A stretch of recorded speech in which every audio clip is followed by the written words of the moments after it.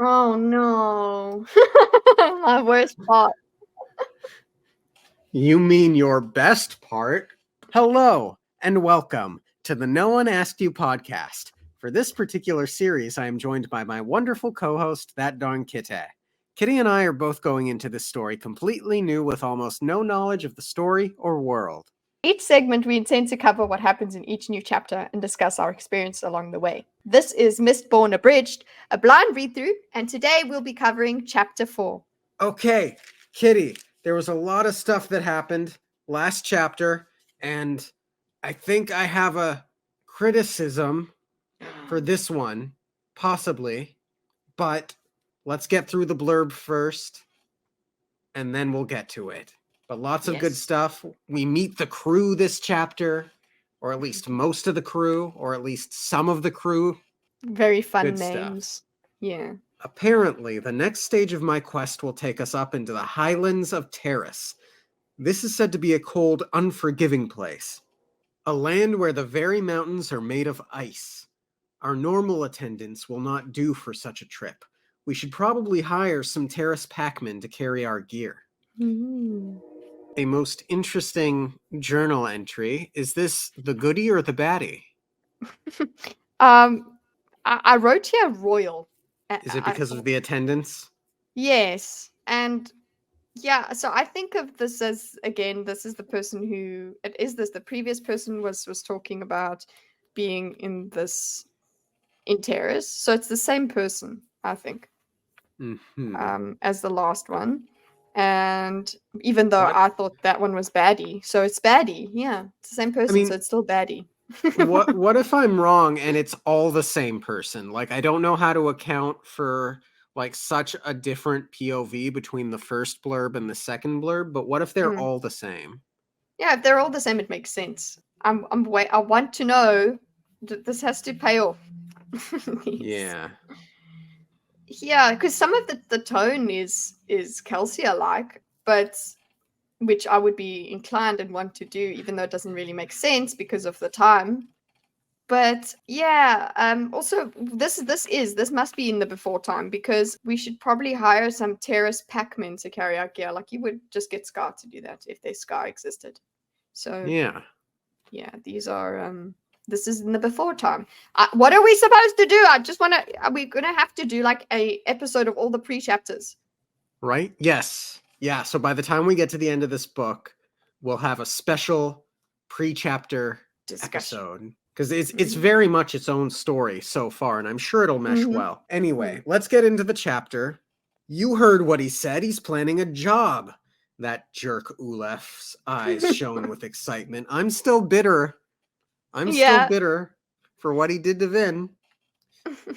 And this is here's where I'm going to get into that criticism that I just mentioned, or possible criticism, because I want to know if you were confused about the same thing I was. This timeline. So I don't think we got a time when Vin went with Kamen to the Canton of Finance. We know that it was after that Kelsier came into the safe house, and Kelsier kicked everyone out, right? And it's important to note for some of the lines later in this chapter that during Kelsier and Vin's discussion, Vin took a big swig of her ale, right? Because I think she refers to it as untouched in this chapter, which seems slightly inconsistent. But I don't remember Kelsier saying anything about telling the folks to, like the rest of the crew members, to return. I thought he was kicking them out for the entire evening, right? And yet here they are in the safe house, and Vin's beer is untouched, and the second half of it... Is it a new beer, I suppose? Something else happened in between? I don't think so. But she said still untouched. She even did say still. I think she did say that. Yeah. Or like, well, it does say that, still untouched. Yeah. So strange shenanigans going on with the timeline. And the second half... are suddenly there.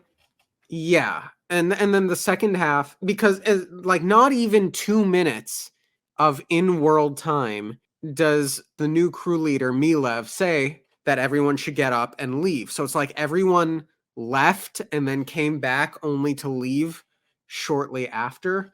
And we know what Kelsier was doing in between this time. He But went to his brother. yeah.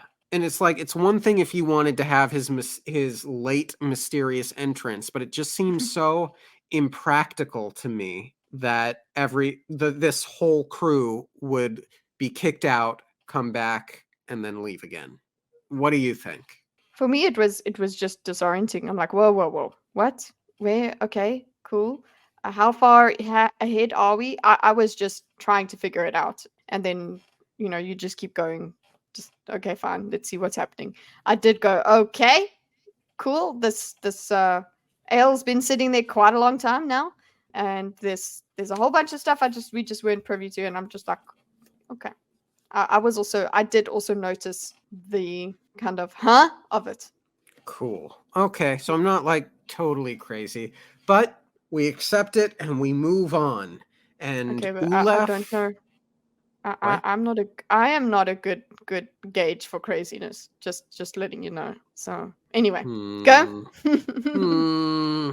Yeah. So we move on. Hmm. We've got Ulef and Distin, who is missing a hand, are gossiping. And we get a little bit of information about how the average Ska views Kelsier. And they're wondering, like, what kind of great house is he going to strike at? It'll be one of the powerful ones. Kelsier never bothers with small-time jobs. Vin sat quietly, her mug of ale, the one Kelsier had given her, still sitting mostly full on the tabletop.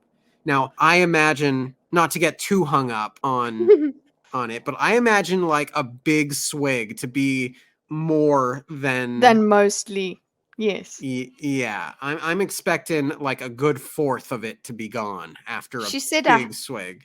she said a healthy swig, but it's a swig. It's not a sip. It's a swig. You know. Yeah. So So I agree. I'm like, no. Then that either you didn't do your big swig before, or you refilled. So yeah. yeah, Anyway, moving on. horrible, 'Cause I horrible discrepancies in this book. Absolutely egregious. the whole thing is ruined. I'm giving up Yeah, on it now. our disappointment is immeasurable. Our days are ruined. That's it. Her table was crowded with people. Kelsier had let the thieves return to their home for a bit before his meeting began. Seems unpractical. Is he like I'm For what? nope. Yeah. Nope. So they We're can moving drink. on. Is it goodwill so they can drink and gossip? Maybe. I don't know. Okay, whatever. We're moving on. Vin would have preferred to remain by herself. Big Life with surprise. Reen had accustomed her to loneliness. If you let someone get too close to you, it would merely give them better opportunities to betray you. So Vin is still, she's reeling, I think, from all of this influx of new information. Yeah? Yeah, I can expect that. Yeah. I wrote here, getting to me. I'm like, okay. Like, I understand it. So I agree that it's not like it's annoying because it's wrong. It's getting to me because it's like, oh no, this is something that I want her to get over. I don't want her to think like this all the time. So that's what I Agreed. mean by it getting to me. It's just, oh god, now we get, obviously you can't expect her to just be like all fun and dandy, but yeah, I'm starting to be like, oh okay, her thought patterns are exhausting. So Yeah. And very well written then. she's ruminating on friendship. She thinks only Ulef had made any moves to befriend her. But had Ulef ever really been her friend, he'd certainly sold her out quickly enough. In addition, the crew members had taken Vin's beatings and sudden rescue in stride, never mentioning their betrayal or refusal to help her. They'd only done what was expected.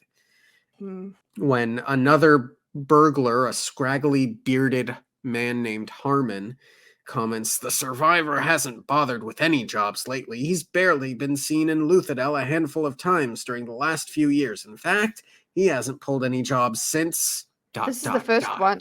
Yeah, since. So okay, whoa. How are we expecting this? He's the survivor. He's the Yes. survivor. So how long has he been surviving? I'm confused. Okay, Well, because yeah, we learn tell in me. this chapter that it's been 3 years since Yeah. he was caught, or was sent to the pits. And we learn in this chapter, I guess we're doing spoilers for the chapter, that he spent a year in the pits. Yeah? Yeah. But I still don't understand how we call him the survivor. So he's he's known. Was he known Yes. before? And then he became the survivor. What I And got from this was that he used to live in Luthadel as a very prolific thief. Then he was sent to the pits, and then he escaped the pits. Yes, and then he continued with an even more fantastical reputation.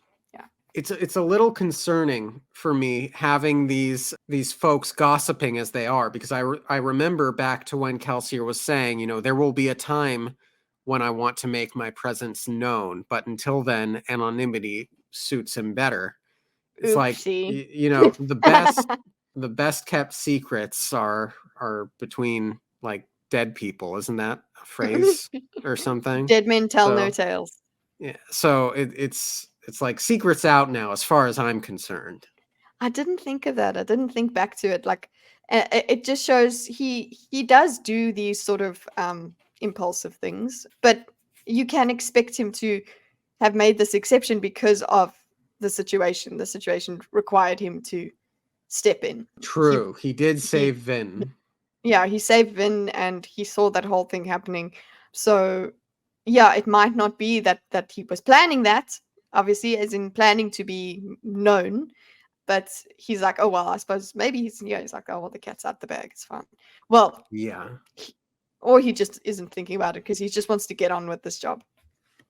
Yes. So Diston asks Vin, did he say anything about it, Vin? Vin? He waved his stumpy arm in her direction, catching her attention. What? She asked, looking up. She had cleaned herself slightly since her beating at Cammon's hand, finally accepting a handkerchief from Dachshund to wipe the blood from her face. There was little she could do about the bruises, however. Those still throbbed. Hopefully nothing was broken. Kelsier, Diston repeated. Did he say anything about the job he's planning? She says no, and Ulf says, why'd he pick you to be his twixt anyway, Vin? And this is the first time we hear the word twixt. What a twixt is, and how they've just assumed that she is the twixt, and we're just gonna go with that. I don't know. And we also learn about the social structure of the underground. Yes. As I understand it, there are non-misting crews like Cammon and the gang, and then there are misting crews like Kelsier and Kelsier's gang. And generally speaking, the two rarely intersect or meet. They kind of stick to themselves, but every once in a while, a misting crew will have need of a normal ska crew. And so they choose a go-between, and the go-between is considered a twixt. Betwixt, I get it. Yes. And they just decided the assumption. Okay, it doesn't make sense if this is how they see it. But they've made the assumption, and now they're like, okay, but why? Why would he make you the twixt? Yes, why would they? But you guys have already made that assumption, and I guess we're just going to go run with it. Yes, and they're not going to be the only ones to make that assumption either, which is noteworthy. But she doesn't answer, and she's just sitting there in silence, and she's ruminating on her newfound powers as well. Her luck, her allomancy was something small, something she used to survive, but something really quite unimportant. But such power, she thought, looking in at her luck reserve, and her luck reserve is quite considerably large, largest it's ever been from the previous chapter. Yeah, she expanded her understanding of actually what it could be. Yep. Yeah. And then just a note, that Ulf at least did seem a bit uncomfortable in the beginning of talking to her, so he feels a little bit of shame, maybe. Good. I'm not gonna lie. For a moment there, I was thinking he should have gotten the Cammon treatment, but yes. What's Kelsier been doing these last few years, I wonder? Ulf asked. I've decided he has a southern accent now. He had seemed a bit uncomfortable around her at the beginning of the conversation, but that had passed quickly. He'd betrayed her, but this was the underworld. No friends. And then this is an important line of thought that Vin has. It didn't seem that way between Kelsey and Doxson. They appeared to trust each other. A front, or were they simply one of those rare teams that actually didn't worry about each other's betrayal? So she's cognizant that there are people out there that don't constantly worry about betrayal, because up until this point, betrayal has been like every thought, every observation he has Yes. had. And it's actually, I think, a very good thing to know that she knows that there are people that don't. Yeah.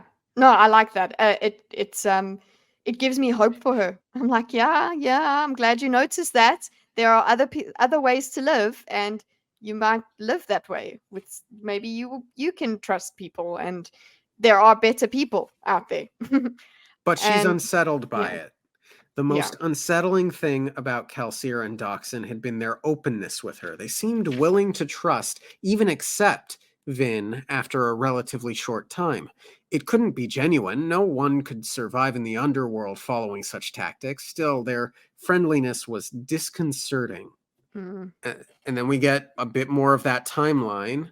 2 years, said Hrood, a flat-faced quiet thug. He must have spent the entire time planning for this job. Must be So, some job indeed. Yeah. 2 years spent planning this job. We learn that Vin doesn't know who Kelsier is. And they comment, one of them comments, they didn't talk about Kelsier down south. So we're getting some sort of spatial awareness for Kelsier's fame. And I was actually looking at the map ever since you pointed it out to me in the previous episodes. I was like, okay, I'm going to get a closer look at these things. Like now I have a better understanding of where the pits of Hathsin are, which are actually fairly close to Luthadel, and Trusting is about halfway through between the two of them. So neat And map. it makes sense that he expertly gets around the fact that she's why like we've got this thing of he's so prolific, right? Yeah. But then we have her asking about him, and our question would be, why doesn't she know? And immediately we do have they didn't talk about Kelsier down south. Yeah, they didn't. So wherever she was, where she's been, he wasn't spoken that much about it. So she wasn't there. Yeah. But Ulef explains he was the best crew leader in Luthadel, a legend even among the Mistins. He robbed some of the wealthiest great houses in the city. And? Someone betrayed him, Harmon said in a quiet voice. Of course! Vin thought. The Lord Ruler himself caught Kelsier, sent Kelsier and his wife to the pits of Hathsin, but he escaped. He escaped from the pits, Vin. He's the only one who ever has. And the wife? Ulef glanced at Harmon, who shook his head. She didn't make it. So he's lost someone too. How can he laugh so much? So honestly.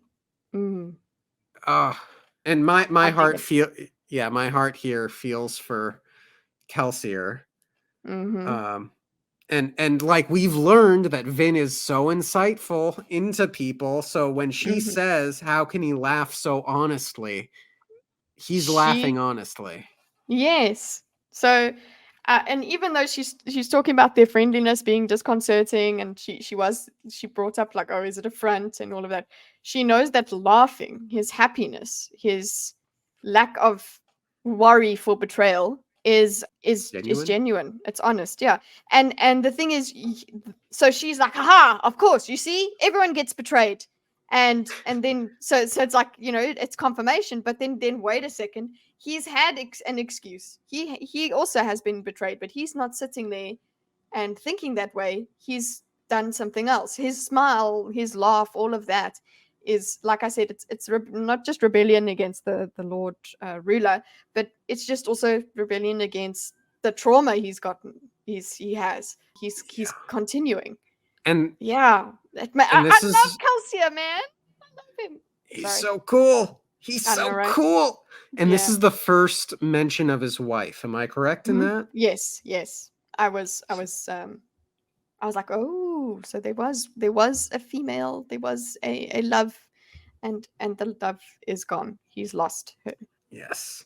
And then The crew members continue to gossip about how he got his scars, and they all offer different explanations. He got them from the teeth of a monster, or he scratched them as he was climbing out of the pits. And And he they just strangled someone from the inside. Yeah. How do you yes. strangle someone from the I love that. I love that sort of gossipy thing of you a story you don't know. He does make a lot of he shows Brandon Sanderson does show how stories evolve very much so as a Yes. theme. Yeah. But there was one interesting piece of what is truth, what is confirmed to be truth within this gossip. Something happened to him in the pits, something bad. He wasn't an Alamancer before then, you know. He entered the pits as a regular Ska, and now, well, he's a misting for sure, if he's even human anymore. Been out in the mists a lot, that one has. Some say that the real Kelsier is dead, that the thing wearing his face is something else. Confirmation, he was not a Mistborn before going to the pits. Something in the pits awakened his latent power. Mm-hmm. This has me wondering if all noblemen, even the ones that you think can't cast any magic, can they? Like, under the right circumstances, could anyone's latent power be awakened? Yes. Dachshund, come on, get your stuff together. So, I mean, do Well, we really... that do we confirms what we did speak about earlier, that that Dachshund is getting used to him being Mistborn. Yes.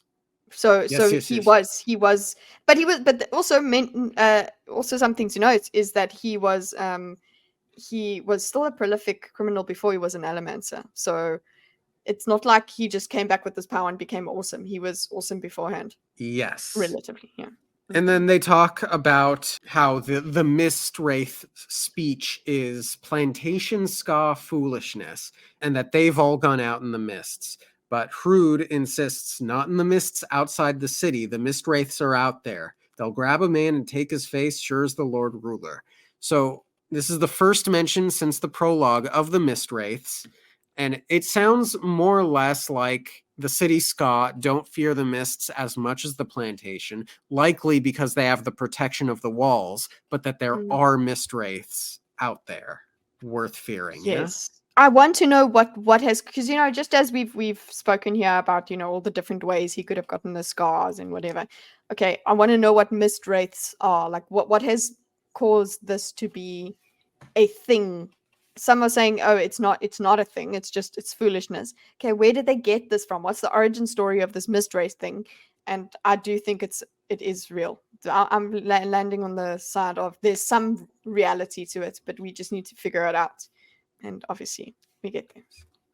And then Mistborn, Harmon muttered. Mistborn.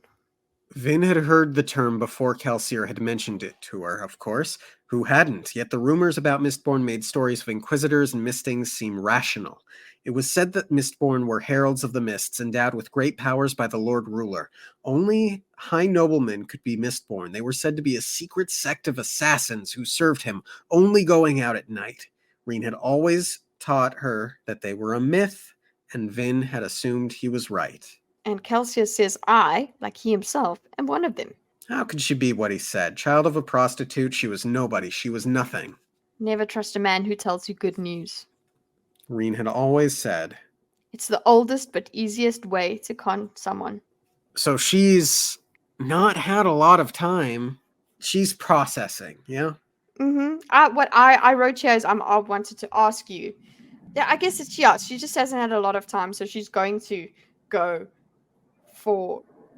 But she has all the proof. So she still has to process to the point that, wait, no, he's telling her this, but it's, hello, you have literally the ability.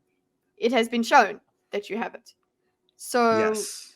She's just going to take longer to accept it, I suppose, because it's just like, no, that they're lying to me. Such deep lack of trust. I mean, how long do you think it takes to process that you've won the lottery? Yeah. But, for it to really sink in. Yeah, it'll take a long time. I actually think like for you to, you have to get the actually get the money, and also you would be like, no, are you joking? Yeah, it's rich coming from me. Like when I was proposed to, I said, are you sure? Oh, Like it, I was like, are you sure?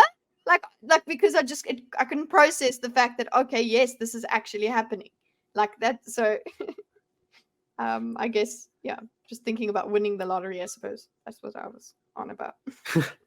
I genuinely don't know what to say to that. So Sorry.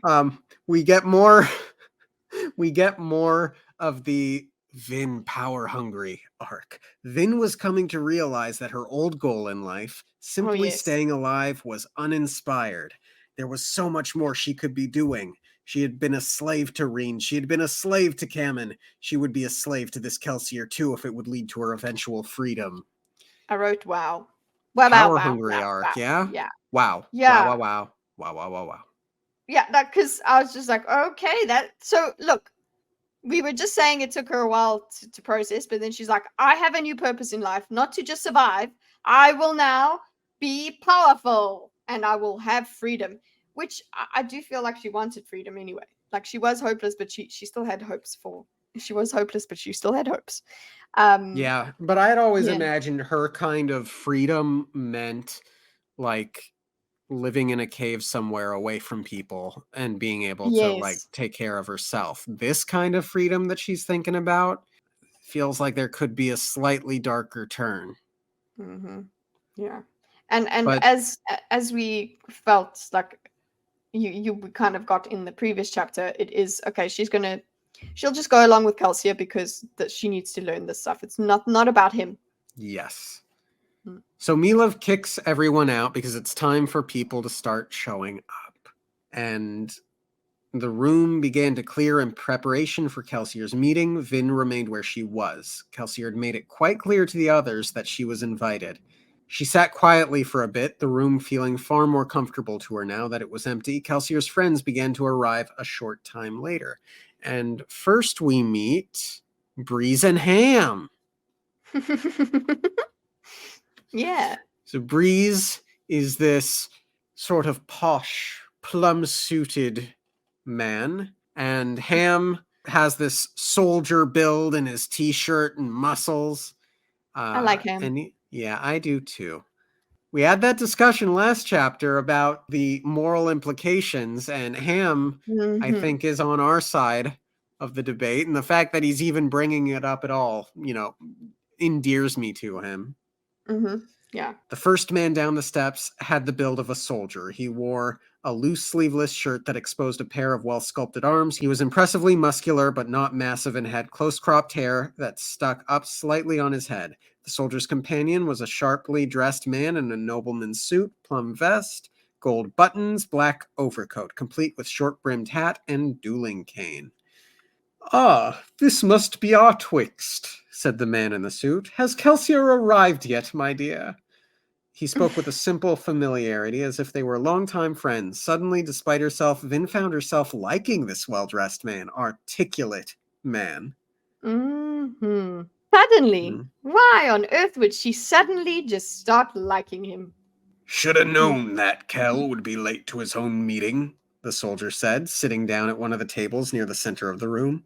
"Indeed," said the suited man. "I suppose his tardiness leaves us with a chance for some refreshment. I could so use something to drink." Let me get you something. Vin said quickly, jumping to her feet. "How gracious of you, dear," the suited man said, choosing a chair next to the soldier. He sat with one leg crossed over the other, his dueling cane held to the side. "Wait a second, Vin. That doesn't seem much to be in her character, to be so Oh, I'm up and accommodating." about. Yeah, jeez, he must be really good. And she's going to. "Breeze. So she's looking Say for she, drinks. Breeze," the soldier said with a warning tone as Vin selected a bottle of Kamen's most expensive wine, and And began she's pouring pouring a it. cup. Yeah. "Oh, very well," the suited man said with a sigh. Vin paused, wine half poured, and frowned slightly. What am I doing? I swear, Ham, the suited man said, you are dreadfully stiff sometimes. Just because you can push someone around doesn't mean you should, Breeze. Finn stood dumbfounded. He used luck on me.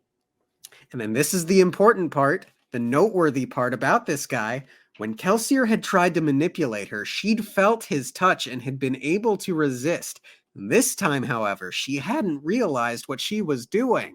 Mm-hmm. So, like 3 takeaways here. 1, does this mean that this man is exceptionally talented, or does that mean that Kelsier is not as talented as we have thought up to this point? What if Calcia was just going easy on her, being like obvious? Maybe there's something about it, like he wasn't trying very hard. But yes, Also possible. Calcia Stan. And Sorry. this also begs the question again of, does she really have free will if she didn't even realize it? Mm-hmm. Yeah. She wouldn't have realized. She wouldn't. She did. She was confused, but she continued. Like she's what? Yeah. And then she said, "What am I doing?"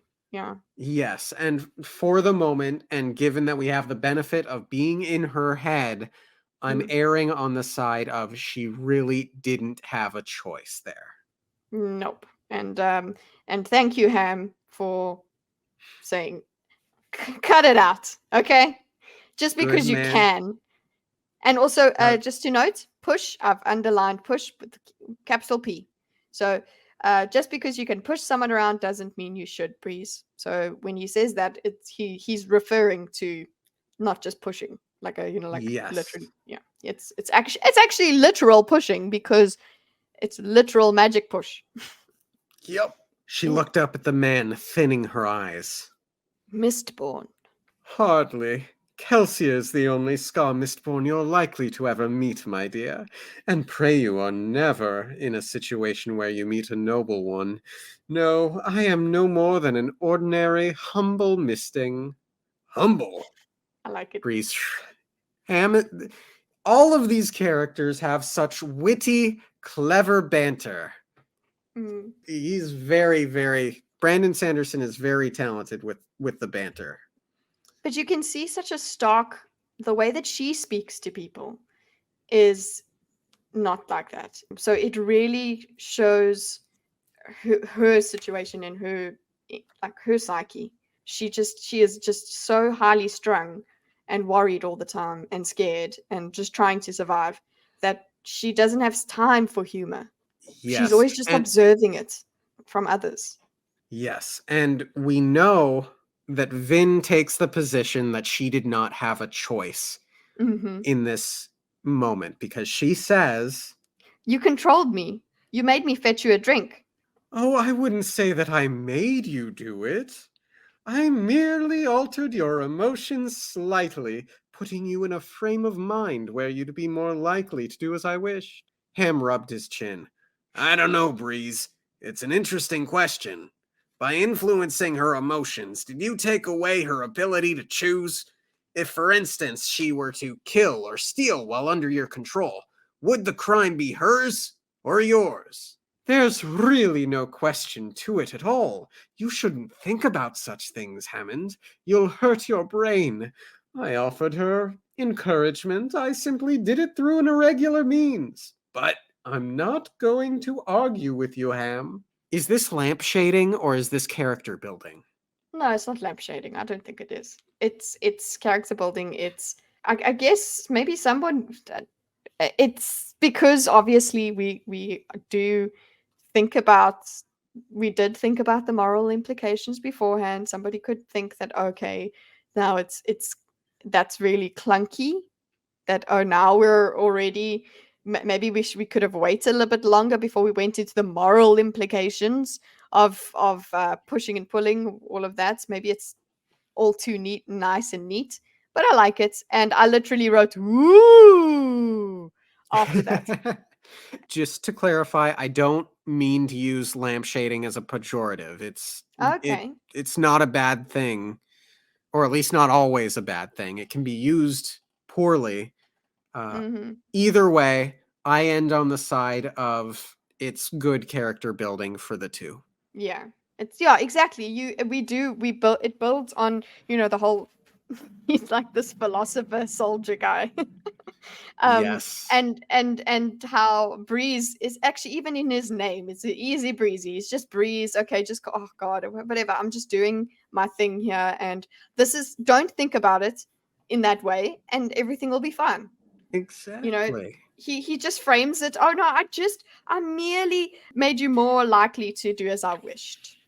There's a little bit of that trickster archetype in him, a little bit of Yeah. sly Cheshire cat kind of a thing going on. Yes, he is the Cheshire Cat. That's how I see him. Especially because, it's plum, and he's got a plum coat. Okay, Cheshire Cat man. That's him. So he does ask Vin if she's going to bring him the drink, and she does not. But Vin has to examine her emotions to do so. Did she feel irregularly drawn to the dew as the man asked? Was he manipulating her again? Finally, she simply walked away from the bar, leaving the drink where it was. Breeze sighed. He didn't stand to go get the drink himself, however. And Breeze comments, "Nervous little thing, aren't you?" And Vin speaks to Ham. You're a misting too? "I'm a thug," Vin frowned in confusion. "I burn pewter." Vin looked at him questioningly. "He can make himself stronger, my dear. He hits things, particularly other people, who try to interfere with what the rest of us are doing." "There's much more to it than that. I run general security for jobs providing my crew leader with manpower and warriors assuming such are necessary. And he'll try to bore you with random philosophy when it isn't." I love that interaction. It's so fun. It's great. "Breeze, honestly, sometimes I don't know why I..." And then the door opens. The newcomer wore a dull tan overcoat, a pair of brown trousers, and a simple white shirt. However, his face was far more distinctive than his clothing. It was knotted and gnarled like a twisted piece of wood, and his eyes shone with the level of disapproving dissatisfaction only the elderly can display.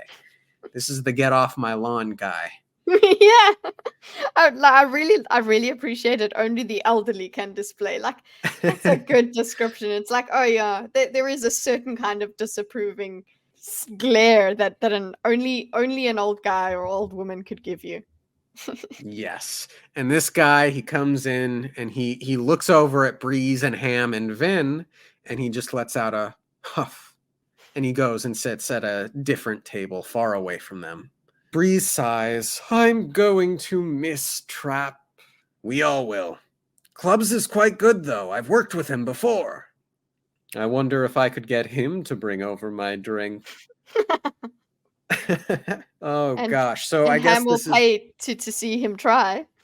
"Yes, I'll pay money to see you try it." "I'm sure you would." So Vin asks who that is, and he says, well, that's Clubs. He's a smoker. He's the guy that keeps the Inquisitors distracted while we do all our work.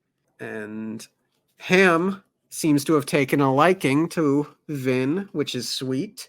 "I like you, kid.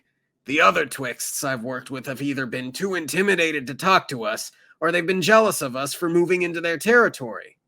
"Indeed. You're not like most crumbs. Of course, I'd like you a great deal more if you'd go fetch me that glass of wine." My God, this guy. And Vin ignores Breeze. Good And girl. Yep. And she asks, Crumb?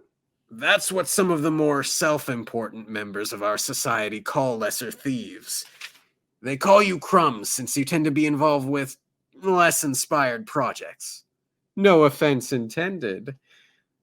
Oh, I wouldn't ever take offense at... Vin broke off, feeling an irregular desire to please the well-dressed man. She glared at Breeze. Stop that! "See there," Breeze said, glancing at him. "She still retains her abilities to choose." So, Cheshire Cat. I love this association. Yeah. Yeah. Very funny. Yeah, not exactly malevolent, but morally questionable. And Yes. entertaining and self-serving. Literally, can somebody get me a drink? Yes. See, I think we have both sort of settled into this. It's morally wrong to influence people in this way. But we also both understand that there isn't necessarily ill intent in this moment. He is not asking her to commit a crime or suggesting she go out and harm someone.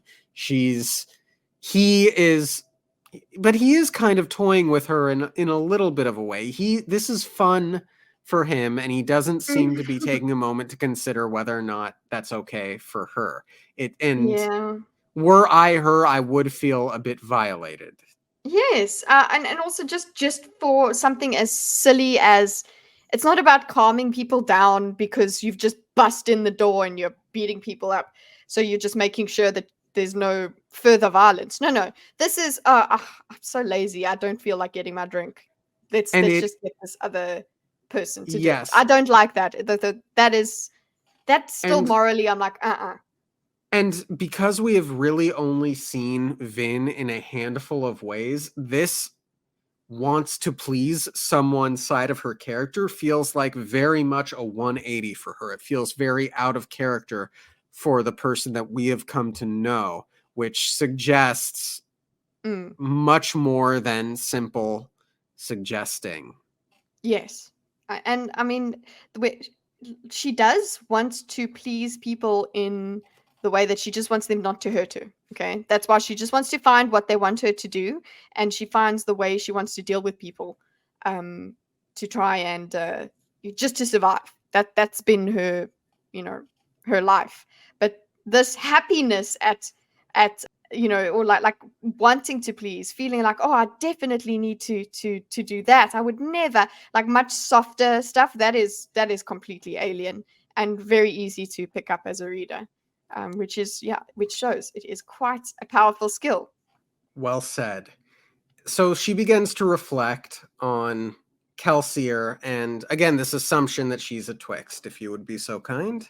They assume I'm a Twixt, so Kelsier hasn't told them what I am. Why? Time constraints, or was this secret too valuable to share? How trustworthy were these men? And if they thought her a simple crumb, why were they being so nice to her? She's just so unused to the niceness. Although I'd say Breeze is being polite, but not necessarily nice. Yeah, this is niceness to her, though. This is, oh, look, they're not beating me. Oh, they're amazing. I love them. Obviously, she doesn't love them, but she's like, but she's always asking about everybody's motives. Why? There needs to be a reason. It's not just, oh, well, yeah, that's just how they are. It has to be, what are they trying to get from me? What are they trying to do to me by being this way? Yes. Breeze and Ham speak briefly about Yedden and give off the impression that they don't like Yedden and Yedden doesn't particularly like them. And then speak of the devil and he shall appear. The door opens and Yedden enters. He turned out to be an unassuming man, and Vin had trouble understanding why the other two were so displeased about his attendance. Short with curly brown hair, Yedden was dressed in the simple gray scaw clothing and a patched, soot-stained brown worker's coat. He regarded the surroundings with a look of disapproval, but he was nowhere near as openly hostile as Clubs, who still sat on the other side of the room, scowling at anyone who looked in his direction. Not a very big crew. With Kelsier and Doxson, that makes 6 of them. Although Ham had said that he led a group of thugs, were the men at this meeting simply representatives, the leaders of a smaller, more specialized group? Some crews worked that way. Mm-hmm. Finally, the Mistborn crew leader burst through the door with his cheery enthusiasm, Doxson sauntering along behind. Ham stood immediately, smiling broadly and clasping hands with Kelsier. Breeze stood as well, and while his greeting was a bit more reserved, Vin had to admit that she had never seen any crew leader welcomed so happily by his men. Kelsier There we is go. liked. No, but like there we go. We're starting to show. Oh, Vin is seeing. Okay, it's not just his power. People actually. Okay, he's actually quite a nice guy. People like him. I'm hoping that she notices that, and she will. as I feel like she will resist, obviously, that and question it, but eventually she will come to take on his, I hope, take on his enthusiasm and just open up. She's got a long way to go. This poor child, God, she's properly been abused. Yes. Ah, club's in Yedden too, so everyone's here. Good. I absolutely loathe being made to wait. Another one. Another joke. See. Yeah. Another joke of his, thanks, he's just made everybody wait. And Breeze asks, are we to receive any explanation for your tardiness? Doxson and I were visiting my brother, Kelsier explained, walking toward the front of the lair. He turned and leaned back against the bar, scanning the room. When Kelsier's eyes fell on Vin, he winked. I think that's This great. guy just oozes charisma. Yeah. And I'm Yeah, not even I getting don't. any smarminess Yeah, it's out not. of it. It's not. I like it. It's not. It's not. Kind of. Like not eye rolling sort of wink. Like it's not cringe. Yes. It's actually like I would. I think I'd probably smile, obviously, because I'm not a crazily abused person. But it's endearing, and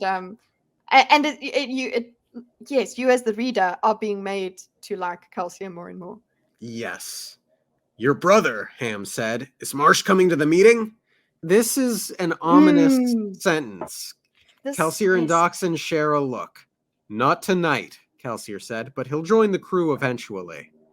So this could mean that it's just not his time to be present, or it could mean that he has not yet been convinced to join. And those are two very, very different states of being for the potential success of this heist. Oh yeah, that's true. I do think it's obviously the tension between Kelsey and his brother. Perhaps that's where I went in immediately. That's why I started this section. Yeah. I was like, it's not what's happening. Is it? How are they going to convince him? Yeah, but they aren't making it too much of a. He'll join the crew eventually. That is still it's not like he's acting just. You could have left it at not tonight, as in like he just wouldn't be there. He's got other things to do or something. He does say he'll join the crew eventually, which means he's not part of the crew yet. So I'm on the side of I don't think Marsh has agreed to be a part of this job yet. And I think it's going to be a big source of tension moving forward. If any of these guys sign on with the assumption that Marsh will eventually join them, thinking it's already affirmed that he will, and then it comes out that he didn't and that he still won't, I think that will cause tension. But Vin says they are skeptical, so that is why they will be trusting Kelsier. Then they're trusting his word because they might doubt it. They're skeptical, and we know how perceptive Vin is. She picks up on. I wonder if that is something magical, but she does pick up on what they're feeling. She's very sensitive, which actually is normal for abuse victims because they're always trying to figure out what their abuser is about to do. So. True. So they ask questions about the jobs, and it comes out that Yedden is the one who's employing them. And this sets a bit of confusion throughout the group because Yedden clearly doesn't like them. And, he's also very plainly dressed. And like if we were going to think of someone employing someone else, it would be the plum Cheshire Catman. Right. Yeah. And that's not normal. Yedden considers himself to be a man of morals, and he does not consider the thieves to be men of morals. So they're both kind of confused, or rather, the thieves are confused because either way, it doesn't quite make sense. And they get to arguing for a little bit, and Yedden takes a nice big seat on his high horse and says, "You're selfish, undisciplined, and you've turned your backs on the rest of the ska. You dress nicely, but on the inside, you're dirty as ash." And Ham is all like, "I can see that this job is going to be great for crew morale." So again, it's this really wonderful banter. It's you know what, these crew members and things, I know that they have better positions because they are mistings, right? So they have some sort of power in their society, and yes, they dress nicely, and you know, or they maybe they are acting as noble people, I suppose. They have so much more character than the Scar that have accepted their scarness. Um, it's a stark difference. They are Yes. colorful. They've been able to develop personalities and banter, and they are okay with joy. Yeah. And it's so they are ashy. That's they're like, no, take that out. Don't ash, as in like literally they're as dull as ash. That's the Scar. They have lost all hope, and this person is bitter about it as well. Like, Yes. how And dare after they? a How bit, dare they better themselves in this situation? yes. And after a bit of moral posturing and philosophical posturing, Ham finally asks, "So, why hire us?" "Because everyone knows how effective you are. Disapproving of our morals doesn't make you unwilling to make use of our skills. I see. So, what is the job then? What does the Scar Rebellion wish of us?" But Vin thinks, Scar Rebellion. so yeah, there's a Scar Rebellion. I wonder if we'll get to see Goodman Menace again. Let's go. Yeah. So Vin thinks a piece of conversation falls into place for Vin. There were two sides to the underworld. The far larger portion was made up of the thieves, crews, whores, and beggars who tried to survive outside of the mainstream Scar culture. And then there were the rebels, the people who worked against the final empire. Reen had always called them fools, a sentiment shared by most of the people, both underworlders and regular Scar that Vin had met. Interesting. Yes. Everyone looks at Kelsier. The Scar Rebellion, courtesy of its leader, Yedden, has hired us for something very specific. What? Robbery? Assassination?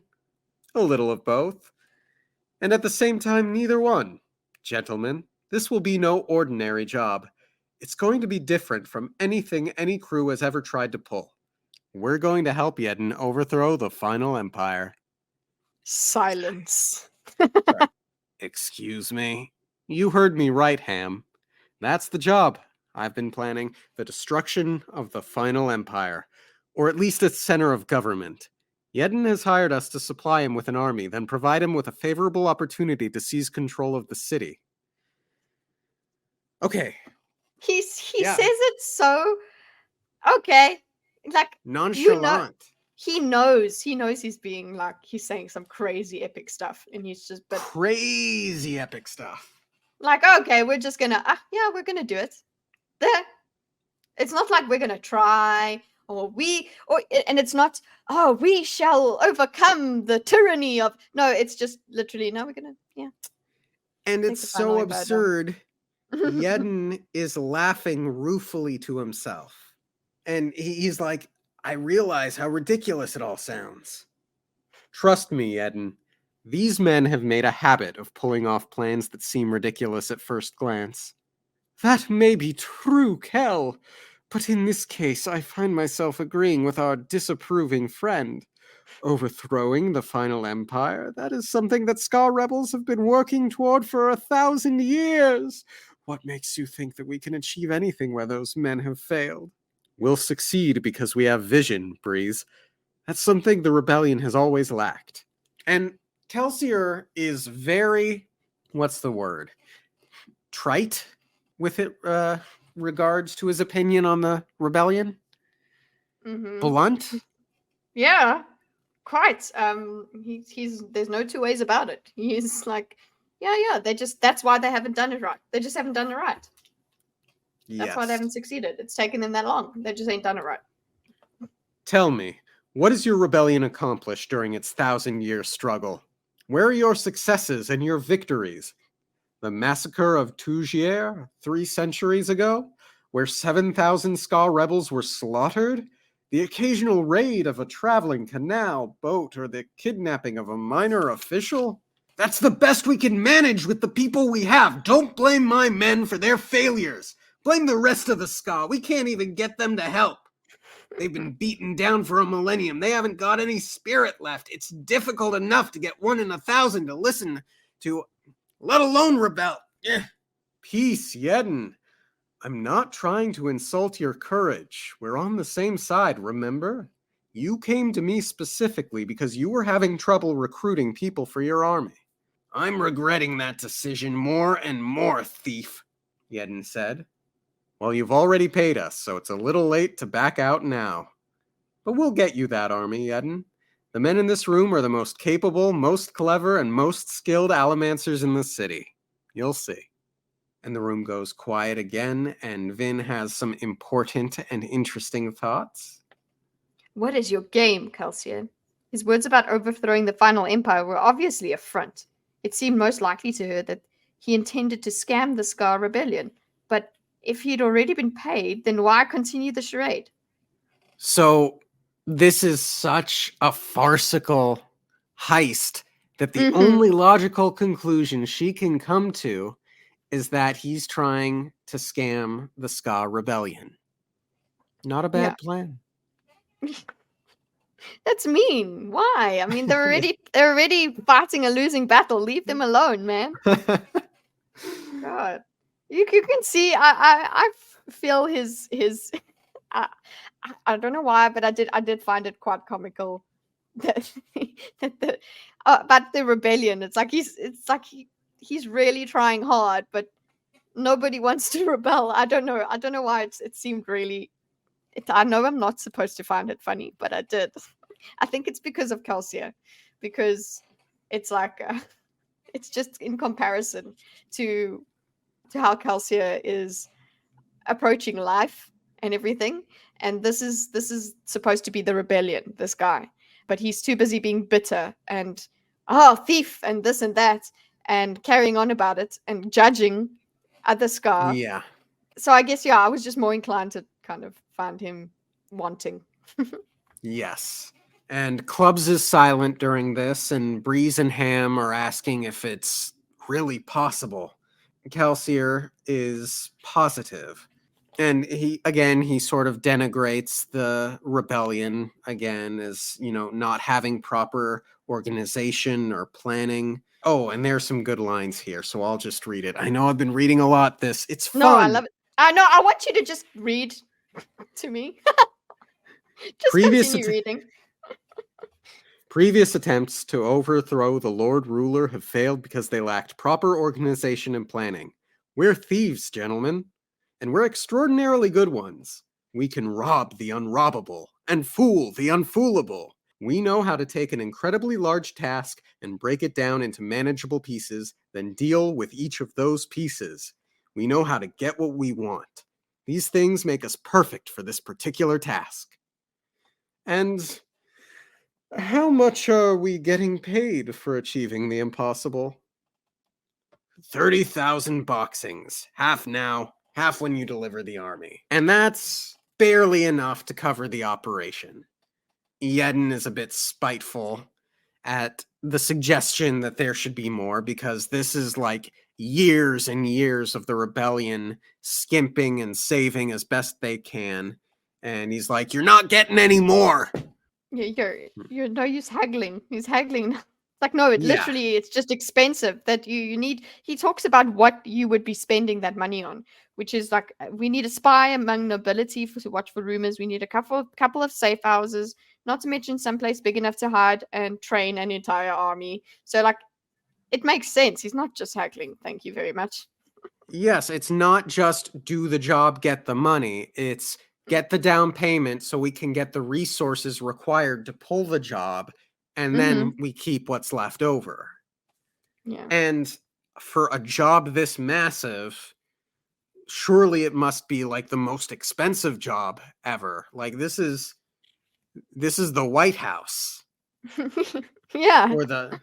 But there's a little bit more in it for them than just the 30,000 boxings. As well, I should hope. There might be a little bit more in it for us. Vin perked up and Breeze smiled. The Lord Ruler's treasury. The plan, as it stands now, is to provide Yedden with an army and an opportunity to seize the city. Once he takes the palace, he'll capture the treasury and use its funds to secure power. And central to that treasury is the Lord Ruler's Atium, Breeze said. Kelsier nodded. Our agreement with Yedden promises us half of the Atium reserves we find in the palace, no matter how vast they may be. Atium. Vin had heard of the metal, but she had never actually seen any. It was incredibly rare, supposedly used only by noblemen. Well now, that's almost a big enough prize to be tempting. That Atium stockpile is supposed to be enormous. The Lord Ruler sells the metal only in small bits, charging outrageous sums to the nobility. He has to keep a huge reserve of it to make certain he controls the market, and to make certain he has enough wealth for emergencies. So we get this new metal. So we know that there are 8 basic allomantic metals at this point in the story. We've heard of pewter, we've got tin. And I don't think there's any real metal called atium, at least not that I can recall. So this is fantasy magic metal, yeah? Unobtainium. Yeah. Unobtainium! God, what a horrible name. Yeah. And then we get some important, even more important, we're just getting exposition after exposition after exposition here. But are you sure you want to try something like this so soon after what happened the last time we tried to get into the palace? So they tried before. And we know the Lord Ruler personally caught Kelsier. Yes. So, that's how the whole thing. So wait, well, we knew that's true. We didn't know that he was caught personally while he was trying to get in there. Yes. Sorry. I don't know why I didn't go straight to that. Okay. So I have to assume that this is what happens. This is what happened that got him sent to the pits, yeah? We're going to do things differently this time, Kelsier said. Gentlemen, I'll be frank with you. This isn't going to be an easy job, but it can work.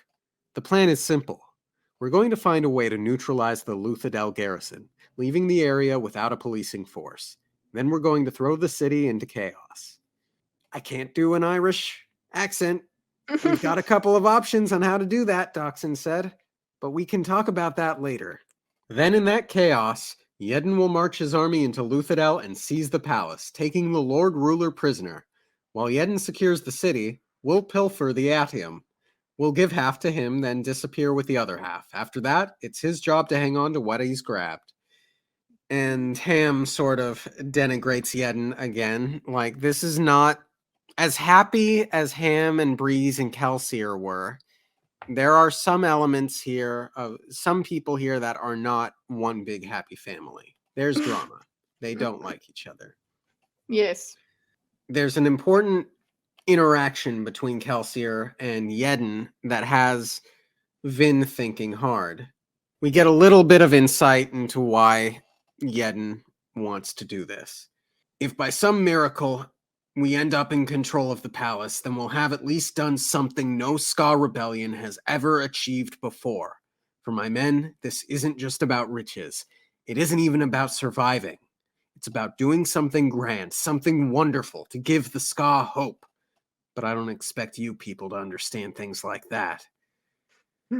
Kelsier shot a quieting glance at Yedden, because they've been arguing now, and the arguing needs to stop. They need to get to work. So Kelsier shot a quieting glance at Yedden, and the man sniffed and sat back. And Vin wonders... Did he use allomancy? Do you think he used allomancy, or do you think that was charisma? I think that's charisma. Like, I do too. Yeah, it's just like pipe down there. Okay, you've said your thing. Okay, cool. Like, it's not we're not here to accuse each. Oh, you people, this and that. Like, look, we got to get down to business now. And I feel like he doesn't need allomancy to just get the guy to stop. Yes. Vin also thinks that Yedden is more in Kelsier's pocket than the other way around. And Vin is insightful, so I'm inclined to take her at her word on this. Yeah? Yes. And then there's even more ramifications to the possibility of their success. There's more to all this than simply a show of daring. If we do manage to steal the Atium, it will be a sound blow to the Lord Ruler's financial foundation. He depends on that money that Atium provides. Without it, he could very well be left without the means to pay his armies. Even if he escapes our trap, or if we decide to take the city when he's gone to minimize having to deal with him, he'll be financially ruined. He won't be able to march soldiers in to take the city away from Yedden. If this works right, we'll have the city in chaos anyway, and the nobility will be too weak to react against the rebel forces. The Lord Ruler will be left confused and unable to mount a sizable army. And this is a new... And the Kolos? Ham asked quietly. Or the Kolos? How do you say that? Kolos. Kolos. No, And, it's Kolos, because there's 2 S's. And the Kolos! Kelsier shook his head. If he marches those creatures on his own capital, the destruction it would cause could be more dangerous than financial instability. In the chaos, the provincial noblemen will rebel and set themselves up as kings, and the Lord Ruler won't have the troops to bring them into line. Yedden's rebels will be able to hold Luthadel, and we, my friends, will be very, very rich. Everyone gets what they want. So, what do you think the Kolos are? I'm scared of them. Be scared of them. Yes, they are massive. I think they're big. I'm imagining like big metal elephant tanks. Okay. Elephant tanks. Oh, wow. Okay. Yeah. I'm just thinking of, I suppose we've got lots of fire and everything already going on. But yeah, I just think of fire and destruction dragon kind of things. Because they're Or creatures. big They're shadow big. beasts. They're big. That's the thing I got from that, is that they're big, and if he marches those creatures on his own capital city, they are so. The reason is, if their very presence is destructive. That's what I'm thinking. That's why I think they're big, Yes. because just them rolling into town is gonna break stuff. Yes. And then clubs, whose job it is to deal with inquisitors and the Steel Ministry, brings up, "You're forgetting the Steel Ministry." Club snapped, sitting almost forgotten at the side of the room. "Those inquisitors won't just let us throw their pretty theocracy into chaos." We learn here from Kelsier's response, "We will have to find a way to deal with the ministry. I've got a few plans for that. Either way, problems like that are the things that we as a crew will have to work out." He does not have all of the solutions at this time. Yes. So It's 2 years, like, yeah. 2 years of planning, and they still have a lot of important details to figure out. Yeah, it's like this is supposed to, but look, it does make sense that you haven't gotten the crew together, so you can't sort these things out yet. But then again, you still haven't planned or thought about what that crew's going to do. You could have more. You could say, "Oh, you guys do this and you guys do that." But I don't know, he's pretending, or he's relying on the crew's expertise. We'll find a way. That's okay. We'll do it. Yes. And Breeze mentions, "The Lord Ruler got that atium somewhere. What if he simply goes and mines some more? And no one knows where the atium mine is." "I wouldn't say no one," Kelsier said, with a smile. "And where do you think it is? I spent a year of my life working there. The pits." Oh, well.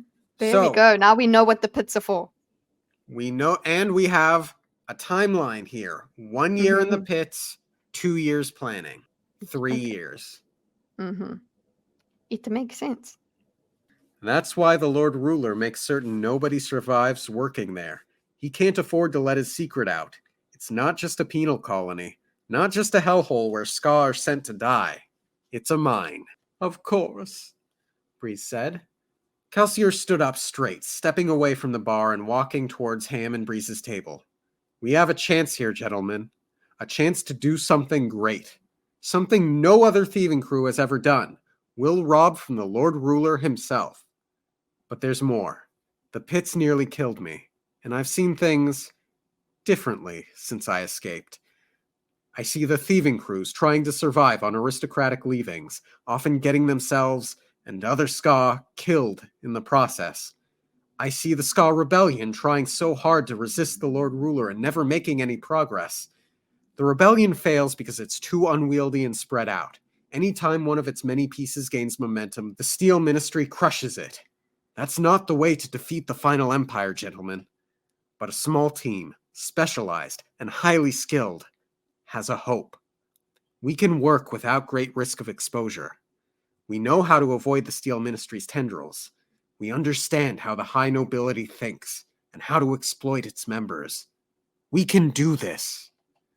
He's working really hard. These are stronger arguments than what Kamen was making when he was pretending to be Lord Jadu. Yeah. It's all coming out. And it's as much as he was, flippant and nonchalant, that there is that sort of ego that he puts on, but he does want this to happen for noble reasons. Yes. He still has rebellion in mind, but good rebellion, as in effective. And and he's convincing. He's not using Allomancy, I don't think, and they would know. The guys that he's trying to use it on would know, especially Cheshire Cat. So agreed. Yeah. And Ham says, I'll join your crew no matter what the job. This sounds crazy, but so do most of your plans. Just tell me, are you serious about overthrowing the Lord Ruler? Kelsier nodded. For some reason, Vin was almost tempted to believe him. Almost tempted, Vin! Almost? Why almost tempted? Oh, okay. She wants to be one of those hopeless Ska, and also, no, not that she wants to be. Okay, I'm just being mean. It also, speaks to how convincing and full of conviction Kelsier is, because Vin is so mistrustful. Yeah, one of the most. Yeah, she does. Also, it's not even almost tempted to believe him. It's not even like believing in him that he'll do it, or she wants to join him kind of thing. It's more like no. She can even believe that he's telling the truth. Okay. So Ham agrees. Ham's in. And then Breeze is still on the fence, but Kelsier says, think of the challenge. And that's what convinces Breeze. So Breeze is in. We got Dachshund. We got Kelsier. We got Breeze. We got Ham. We got Yedden. It's impossible, a gruff voice said from the back of the room. Club sat with folded arms, regarding Kelsier with a scowl. What are you really planning, Kelsier? Here's an important note here. All right. So Kelsier says, I'm being honest. I plan to take the Lord Ruler's adium and overthrow his empire. And yes, he's being honest, but he's leaving something out. And the thing that he leaves out, he doesn't share until after Clubs leaves. And I kind of feel like Kelsier may have misread this situation. I bet if he had said what he plans to do, Clubs might have stayed. Okay. I bet Clubs might have stayed if Kelsier hadn't kept this thing hidden. And I don't think Kelsier intended to keep the thing hidden. I think he was just... So it's a genuine misstep, in your opinion? I do, yeah. I think that is what I think. Snorts loudly. He snorts loudly. He stood, his chair toppling backward onto the floor behind him. No reward would be enough. The Lord Ruler tried to have you killed once. I see that you won't be satisfied until he gets it right. And the older man gets up and leaves. And Yedden, he's all like, you're just gonna let him go? He knows everything. And it's like, sure. Yeah, but Breeze, no, it's true. But I like that Breeze also is just like, aren't you supposed to be the moral one in this little group? It's, you know what, that as much as they stop their arguing, whatever, that the the back and forth still exists. It's not like that was solved. It was just, okay, we stopped that. And it's like, haha, look at you. Aren't you supposed to be the Yes. moral one in this group? It's like, Yes. what are you suggesting? Are you suggesting he just snuffs this Yep. clubs out? Yep. And then we get a nice little internal bonding moment for Vin and to Yedden, because Yedden says, letting someone go like that is foolish. He could bring the obligators down on us in minutes. Vin nodded in agreement, but Kelsier just shook his head. I'm getting that Yedden is very uptight. But then again, he has a right to be. But also, Kelsier here has a very good point. I don't work that way, Yedden. I invited clubs to a meeting where I outlined a dangerous plan, one some people might even call stupid. I'm not going to have him assassinated because he decided it was too dangerous. If you do things like that, pretty soon nobody will come listen to your plans in the first place. Boom. I love that because I want Vin to hear these things. I was just gonna say, yeah. I want Vin to hear that. Yeah, I want Vin to see that. Okay, you might think that this is the only way that you can survive and whatever. It's like no, but being I don't know, worthy of trustworthy, being like honorable. That also is a way of doing it. And trust is valuable and powerful and effective. Yeah, he is. Hello, this is we're planning the biggest job ever here, and you're trying to you can't.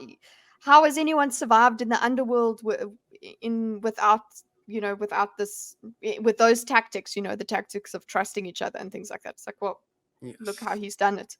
And Vin has a very visceral reaction to this because Dockson says, besides, we wouldn't invite someone to one of these meetings unless we trusted him not to betray us. Impossible, Vin thought, frowning. He had to be bluffing to keep up crew morale. Nobody was that trusting. After all, hadn't the others said that Kelsier's failure a few years before, the event that had sent him to the pits of Hathson, had come because of a betrayal? He probably had assassins following clubs at that very moment, watching to make certain he didn't go to the authorities. So even now... Yeah. Like, I just wanted to hear it. Yeah, I wanted to hear it and go, no way. Like, sure, of course she's not gonna go, oh, okay, that's the truth. she's going to say, oh yeah, she's gonna stick to her old way of thinking, and completely expect, maybe she has a point, but no, he doesn't work that way. He said so. He doesn't work that way, and we've had that from the beginning. We had him. I missed working with you. Remember when Dockson's like, I've missed working with you. Where he's like, because he's like, he's a good man, like a thief. To be on the crew, the thief has to be a good person.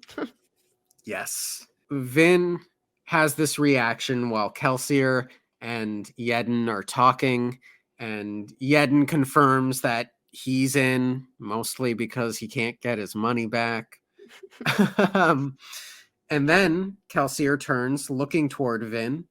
What about you, Vin? She gazed back at him.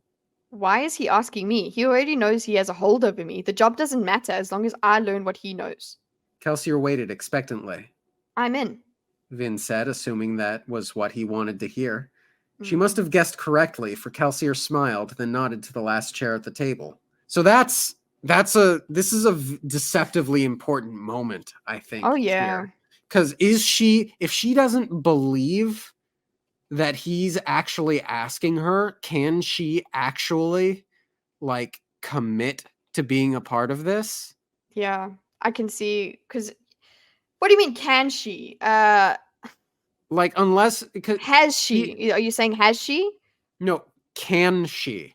So, she agreed to be taught.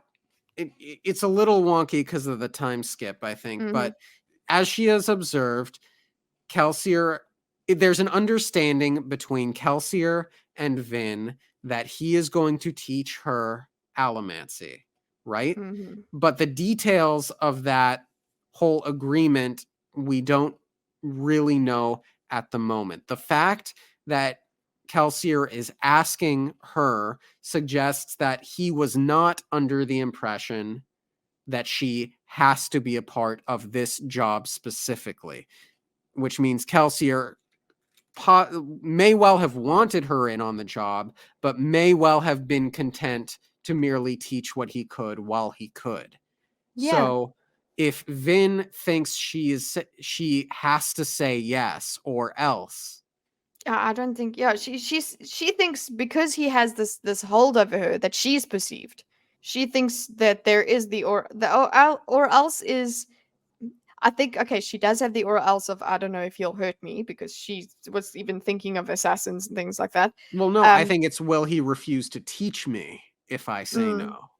yeah, but I mean, she would also apply that to herself though, the assassins thing.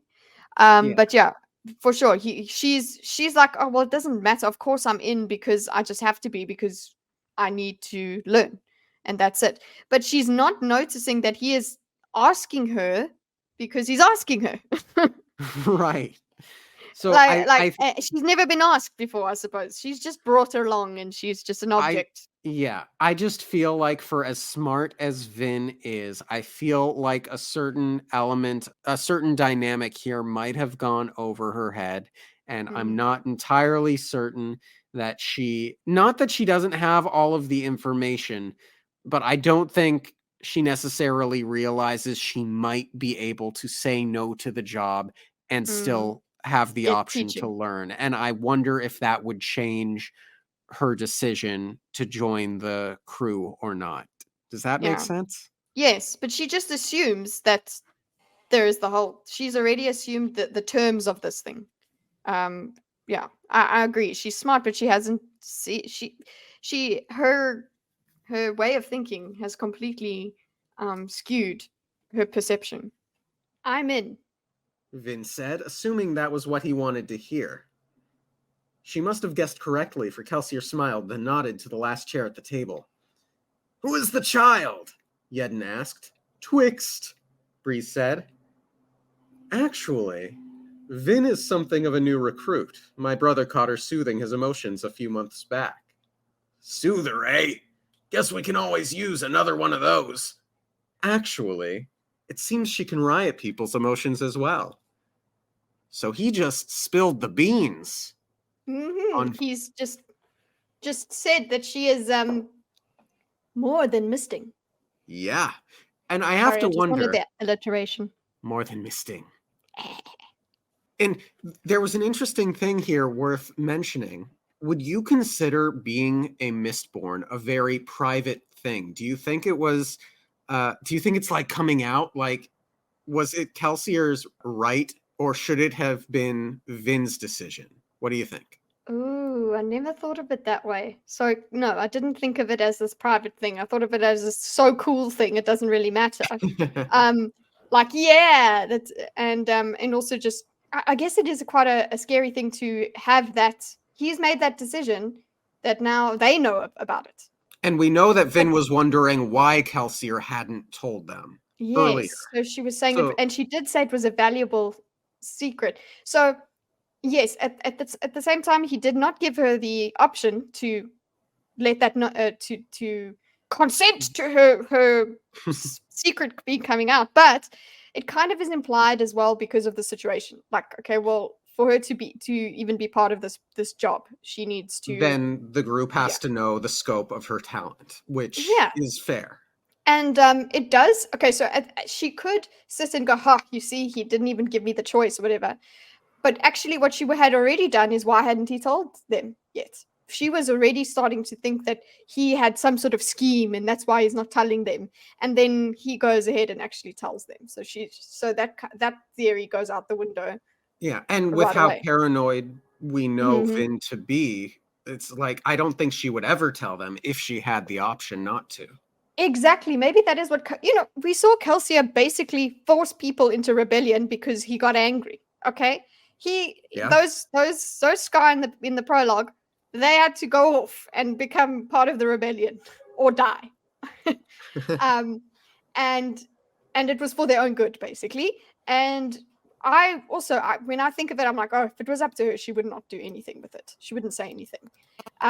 But this is part of her training, and I mean for her, like, oh, they're supposed to know, so it's fine. So yeah, I think him making the decision to tell it, it's fine. It needs to come out anyway. So he's like, ugh, it's no use keeping it a secret. I don't feel that horrible about him doing that because it's so cool as well. I Sorry. didn't either. I'm in alignment with you, but that concept was sort of like inkling in the back of my mind. Yeah, it's Something to definitely chew a valid question because that this is a risk, right? Just Yes. even coming out, well, being shown as a misting is you're something, you're on the run basically. You don't want ever to be seen by an inquisitor or anything like that. So There's no mention from Kelsier like she's in training, I'm going to train her, or anything like that. It's just she's a he did, Mistborn. yeah. He just said she's something of a new recruit, and we tested her. Right. So she doesn't know. So they do know that she's green. First of all, she's I very suppose. young. They can see, but he I does say, retract my statement. yeah, you retract your statement, okay. And also, soother is a thing. Okay, soother is a thing. We've got the ers, we got the smokers and the soothers, going over the magic terminology, and then Rioter, thugs and sorry, rioters. rioters. Yeah, I suppose he could riot too. He should. Yes, that's true. She could riot too. So we got the ers, but I'm like, okay, what are we gonna? Why does thug linguistically? Why did thug turn that way? I want.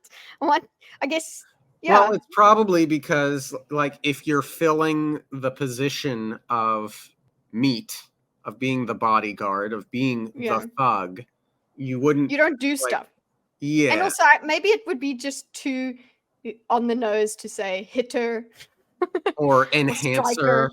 or Yeah, yeah. something like that. Enforcer. It would be a bit too. Enforcer Eh.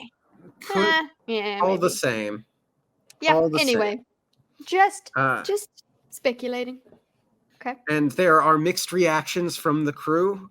A second Mistborn on the team. Well, that increases our chances somewhat, Ham said appreciatively. What are you saying? Ska can't be Mistborn. I'm not even sure if Mistborn exist. I've certainly never met one, Yedden sputtered. You should try not to talk so much, friend. You'll sound far less stupid that way. I just want to note there. How does Yedden not know that Kelsier is Mistborn? That's a Hello? good Everybody point. else seems to know. That's He's a like, very oh, good he's point. standing literally right in front of Kelsier, and he goes, I'm not even sure if Mistborn exist. I've certainly never met one, and that's what made that line so funny, that he's like, you should talk less. I Just didn't know. catch that. And like Kelsier and Yedden have been in contact for what was it, Mm-hmm. 8 months, something like that, because they're the Yeah. ones, the primary formulators of this plan. Yeah. Ooh, why? How would he not know? So does he just think that Kelsey is lying? I mean, you could be like, oh, Kelsey, you just got this big head, you're cocky as hell, and yeah, It's you're gonna pretend possible. to be. That's possible, or he's also just kept it from him because it's amusing. But I love the way you should try not to talk so much, friend. He's uh, my book says lol in it, okay? Because that was a good one. Jeez, especially coming from Breeze, the way that he speaks. Well, that you've made him speak now. Okay, you may So continue. Read. Vin is just trying to comprehend the enormity of the plan. Vin sat quietly, pondering the implications of what Kelsier had said. The part about stealing the Atium reserves was tempting, but seizing the city to do it? Were these men really that reckless? Well, I mean, Kelsier is. Kelsier pulled a chair over to the table for himself and sat down on it the wrong way, resting his arms on the seat back. Okay. Hey, teach. Let me. I'm the cool teacher. Oh gosh, with his like baseball cap backwards. Hello, fellow kids. All right. We have a crew. We'll plan the specifics at the next meeting, but I want you all to be thinking about the job. I have some plans, but I want fresh minds to consider our task.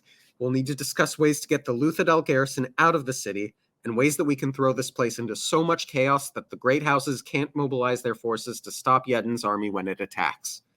Everyone nods except for Yedden. Before we end the evening, however, there is one more part of the plan I want to warn you about. More? Stealing the Lord Ruler's fortune and overthrowing his empire aren't enough? No. If I can, I'm going to kill him too. Silence. I like it. There would be Kelsier silence. has, very big plans. He's basically saying, I'm a unalive the deity. Yeah, I'm just gonna kill the god. Yeah. Cool. Yep. Just so you guys know, as an aside, before we end off, I'm just gonna let you guys know that I'm going to try and kill the immortal person. Okay. Yep. Cool. Yep. Thanks. Totally sane. You already hardly believed me the first time where I said that we were gonna rob him. That was already unbelievable. And everybody and the one guy walked out, whatever. We're okay with that. We just have started a bit digesting that. No, now you're going to say you're going to kill the guy. Yeah. Very So, nice. of course, there would be silence. And then we get some neat exposition or neat world building from Ham. Kelsier. The Lord Ruler is the sliver of infinity. He's a piece of God himself. You can't kill him. Even capturing him will probably prove impossible. What is a sliver of infinity? I don't know, because isn't a sliver of infinity infinite? I mean, that would explain some degree of Mathematically. immortality if he's like Yeah. a part of an immortal being, or if like there's this time stream type thing that prevents him from aging, or Yeah, and the sliver of infinity is capitalized there, as if that's a term. So it's like, or a is that part title. of their theology? Yeah, is that part of like, there is a doctrine or whatever that says that he is the sliver of infinity. I want to read where that comes from. That's what I want to know. Yeah, there's much more to unpack with that, and that's a promise from Brandon Sanderson. Like, there's more mystery here. We'll get there, but there is something called the ascension, which is also something that needs to be unpacked. And the sliver of infinity, is that when he went and got that infinity and that sliver and became it? That's what I would think the ascension is when this immortality was obtained by the Lord Ruler. Yes. So, I mean, I don't mean yes as in yes, that's what happened. I mean, yes, that's what I'm thinking happened. So clearly something happened such that the world was destroyed. I suspect it was the Lord Ruler attempting to gain immortality, and in the process, the world was destroyed, and he became the sliver of infinity. But we need more info. Yeah, but that's what's so great about every single chapter. We get a little bit, and then it's like, oh, and do you have more questions? Yes. Then keep reading. So it's engaging. Obviously, it's very engaging, and Kelsier didn't reply, but his eyes were determined. That's it. He has to be insane. The Lord Ruler and I, we have an unsettled debt. He took Mare from me, and he nearly took my own sanity as well. I'll admit to you, all that part of my reason for this plan is to get revenge on him. We're going to take his government, his home, and his fortune from him. For that to work, we'll have to get rid of him, perhaps imprison him in his own dungeons. At the very least, we'll have to get him out of the city.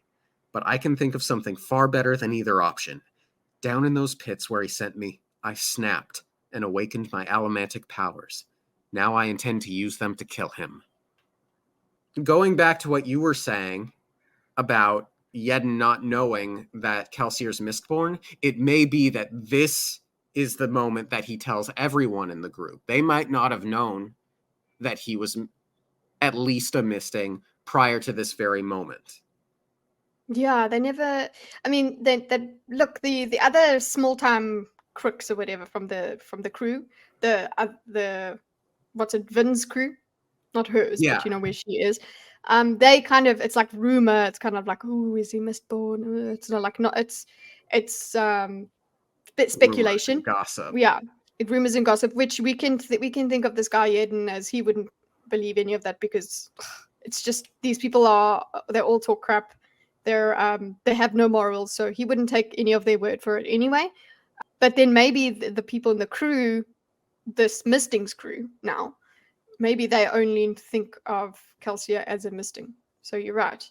Now that basically what Calcia is going to be doing is saying, I can use another metal. Yes. And I know how fond you are of pointing out the capital letters. When he says, I snapped and awakened my powers, that's a capital S, Mm-hmm. which So suggests which that suggests when anyone awakens their powers for the first time, it's a snapping process rather than called snapping, yes. rather than the consequence of extreme torture in the pits. The capital S suggests a regular occurrence. Okay, so you're saying look, why is it called snapping though? I suppose okay. You're saying these misting people or non-mistings, whatever, no matter what causes them to snap, them awakening their powers is snapping. That's it. Yeah. And we know that Vin's mom tried to kill her when she was a child. That might have been what awoke Vin's power. And like, is that the case for the nobles? Like, are all nobles tortured to force their powers? I don't think that would be the case. Yeah. Yeah. Perhaps I'm thinking too hard on this capital S. No, I agree with you. I made you think further than you wanted to. You see, you were like, Kitty. You were like, no, capital S means it's just a thing. It's regularly occurred. Oh, that caused my snap. Not that I was tortured or whatever. It's just that's where my snapping happened. It had nothing to do with the intensity of the torture. It's just that it so happened to be during this period. The trigger. So, yes, so I want to hear how it happens to other people. That's all my thing is there. It could be either or to me. Because if it is like something difficult has to happen, I suppose for somebody who's is it like if you're like a Scar or you're a half breed, so you kind of aren't encouraged and you don't practice and there's no, I don't know, just more questions. Yay! Yeah, and again, I'm hesitant to say that it's torture across the board to awaken everyone's powers, but in theory, if that were the case, there would be maybe more Ska half-breeds awakening their powers because, like, if they're constantly being beaten and stuff by their masters, they're definitely snapping. Yeah. Anyway, we'll get more info on that in the future, I hope. But we do have, this is confirmation of earlier questions that we did have, where we were like, what happened to him at the pits? Like, okay, so he didn't have allomancy before. He wasn't lying to them and like, keeping it a secret before he went to the pits. He didn't have allomancy. He didn't have the powers. Yes. And then and that really speaks to his charisma and force of personality in that as a normal Ska, he was able to command such respect amongst the misting crews. Exactly. Yeah. Kelsier reached into his suit pocket and pulled something out. He set it on the table. In the north, they have a legend, Kelsier said.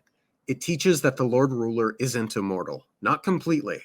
They say he can be killed with the right metal, the 11th metal. That metal. Eyes turned toward the object on the table. It was a thin bar of metal, perhaps as long and wide as Vin's small finger, with straight sides. It was silvery white in color. That's cool. A white metal? Silvery white, yes. Later on called a little bit porcelain looking. Interesting. And it's the first time this... Okay, yes, it's... Okay. Full disclosure, the first time I read this, I was rather drunk.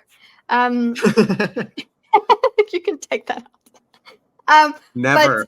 But I didn't really think too much of the size of the amount of metal that was in there, or how big this metal was. And then it's like Vin's small finger. And then I looked at my own small finger. I'm like, oh shit. But then again, this would be several of the, even if we decided that allomancy worked the way Dorkus said so, which is eating balls of metal. That's like 3 balls of metal, 4 balls of metal. So considering flakes, give you a lot of power, that is still a significant amount of metal for him to be using. I wonder if you can overload yourself. Anyway. And hold up. Okay, so let's get into the metals here, right? So just continue reading to me, sir. The Lord Ruler has suppressed it, Kelsier said, but it can still be found if you know where to look. Allomantic theory teaches of 10 metals, the 8 basic metals and the 2 high metals. However, there is another one, unknown to most, one far more powerful than the other 10. So hold up. So we have those that the basic Allomantic, which basically Kelsier drinks just most of the time. But when he tested Vin, he just gave her the 2, I think it was I don't know. Yeah. Okay. But he drinks like all of the 8. Remember the first time he drank them, he said the 8 basic Allomantic metals. So we know this atium or whatever is another metal that only the nobles use. So that's one of the high metals. Have I missed something? Where is the other? I think so. Yeah. So is there? Yeah, we don't know what that other high metal is. Yes. Okay. Correct. I was going to ask you because I was like, no, there's maybe I've forgotten.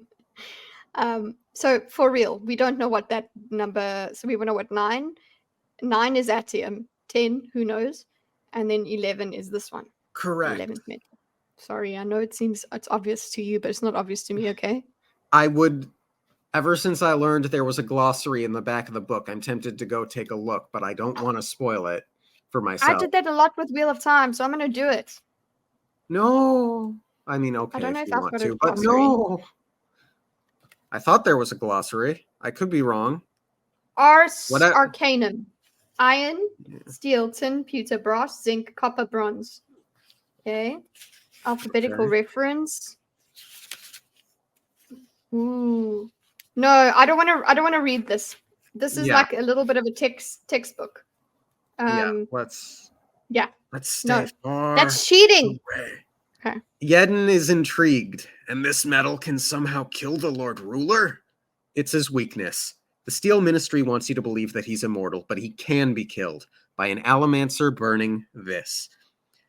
Ham reached out, picking up the thin bar of metal. Where did you get it? In the north, in a land near the far peninsula, a land where people still remember what their old kingdom was called in the days before the Ascension. How does it work? Okay, so, wow.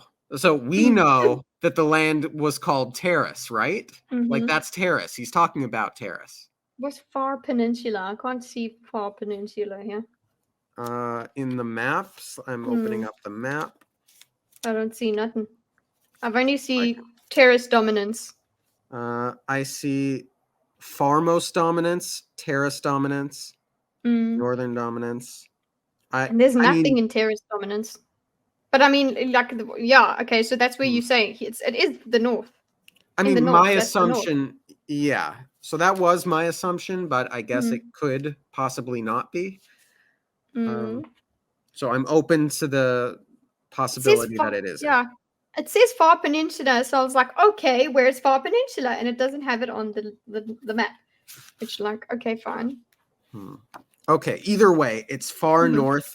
And it's so far north that it's far enough away from the seat of the Lord Ruler that they can remember what their old kingdom was called in the days before the Ascension. That's kind of cool, kind of bad. Lore drop as well. It's called the Ascension. So that big cataclysm that's supposed to get us the immortality is called the Ascension, which is like, that's great spin. Like, oh, well, we called it the Ascension. It was when he became the sliver of infinity. Cool. It's like, actually, no, that's when you destroyed the world, but we'll call it the Ascension. Cool. Whatever. I mean, that's how it feels to us, okay? We're assuming so far. It'll be great if we're wrong, because then, surprise! How does it work? I'm not sure, but I intend to find out. Ham regarded the porcelain-colored metal, turning it over his fingers. Kill the Lord Ruler? Vin thought. The Lord Ruler was a force like the winds or the mist. One did not kill such things. It's the meme. One does not simply kill such things. They didn't really live. They simply were, regardless. That's the new meme. That is the new meme. Reread it and so that we can mark this for posterity. One does not simply kill such things. They didn't really live. They simply were. Regardless, Kelsier said, accepting the medal back from Ham. You don't need to worry about this. Killing the Lord Ruler is my task. If it proves impossible, we'll settle for tricking him out of the city, then robbing him silly. I just thought that you should know what I'm planning. Now that's important. He plays that off very casually and very lightly, as I read it in my mind. That being letting them know what he's planning. Or... No, that he's prepared to let the Lord Ruler not be killed if the best possible way forward is to just trick him out of the city. But I don't think that he's actually prepared to let that happen. I think Me neither. Kelsier is on a revenge path to avenge Mare, and I think he will die. And I think he might even be prepared to betray everyone else in an effort to kill the Lord Ruler. And I think that's what Vin will redeem him from. Mm-hmm. Yeah, it will be that. I agree. I think he seems so divinely red. No, he doesn't have divine. Sorry, but he seems to have such a desire for revenge that he's only saying this to kind of calm them down. Yes. To be like, oh no, it'll be fine. But there is, I don't get the sense that he wouldn't go that far and then just not. He's, exactly. But I would say he is willing to die for it. But is he willing to sacrifice everybody else for that? And hopefully Vin is what would make him reconsider, which is kind of what happens with a person who has, they're like, okay, I've got nothing to lose, so I'll just die. But then it's like, no, now she gives him some more purpose. So he doesn't, well, I don't want to say betray. He doesn't sacrifice them for his own revenge. Maybe. Yes, and we know that there's going to be a master-apprentice dynamic or relationship, but there could potentially be like almost a father-daughter type relationship as well. But then we get the last few lines of the chapter. Kitty, if you would read the whole part. I bound myself to a madman, Vin thought with resignation. But that didn't really matter. Not as long as he taught her elemancy. I had two thoughts. Yeah. I had two thoughts on that last bit. One, it's power hungry. Two whole thoughts. One brain cell, two thoughts. You okay? You recovered? Yes. One, possible power-hungry arc from Vin. And two, I chuckled to myself the first time I read that, because in my mind, she delivers that thought in such a way that is just so disbelief. Just like, I imagine her eyes wide, like maybe her mouth open just a little bit. She's like, oh my God, what the fuck have I gotten myself into? But there is mutual. Okay, so she's like, he's a madman, but it's fine. So we just spoke about whether he would sacrifice them for, like, or endanger them to get his revenge. Kelsier, obviously. She, I suppose, wouldn't care whether he gets his revenge or not at the moment. She just wants to learn elemancy. That's why it says she doesn't really care. But that didn't really matter, not as long as he taught her elemancy. So it's like, okay, he can be mad, he can have a stupid goal, whatever. I'll just go along with it as long as he teaches me. So she, as well, is willing to just let the plan go along without the emotional. She could leave him. Technically, she could leave him behind. The way that this sounds, like, oh, she could just leave him behind and, yeah, cool, you can die, cool, bye. But what we expect, obviously, is that they might. I mean, Kelsier is so charismatic, and she is so starved of love. So, and that's another thing, is charismatic people are liked by a lot of people. So if Kelsier is prepared to sacrifice himself in the name of vengeance, I think you can damn well bet that all the people that like him or even love him are going to be like, no, how's about no? Yeah, we can't let you hurt yourself in that way. We're taking you out of here. Yeah. Also, parallel, okay, to look, just of my second and third read through with Yedin, right? Because Yedin I was laughing at, I'm sorry, because I just imagined him as this small person who's just not led a great campaign and he's just not done well and he can't get people to support him, and it's comical to me. He actually talks about what his team or his men, his current rebellion people, they are actually willing to die. They just want to get something done. So Yes. there's all these people that are willing to die, and then there's Breeze and Ham, who just were like, well, I guess they're going along for Calcia. Breeze maybe a little bit more for the payoff, the treasury and stuff. Yeah, he's definitely, his charisma is what has made them come along. Oh, yes, sorry, further thing. I don't know where you're going to put this. Okay, Calcia actually at some point gives Breeze the wine that Vin poured, which I know that doesn't seem like much to talk about, but it is him persuading. Yes, so abridged through it earlier, but essentially when Kelsier was trying to convince Breeze to accept the job, and he's like, it's gonna be a challenge, he did this sort of epic, like he grabbed the bottle or the cup, and as he was finishing his argument, he placed it cinematically on the table in front of him, and that was what convinced Breeze.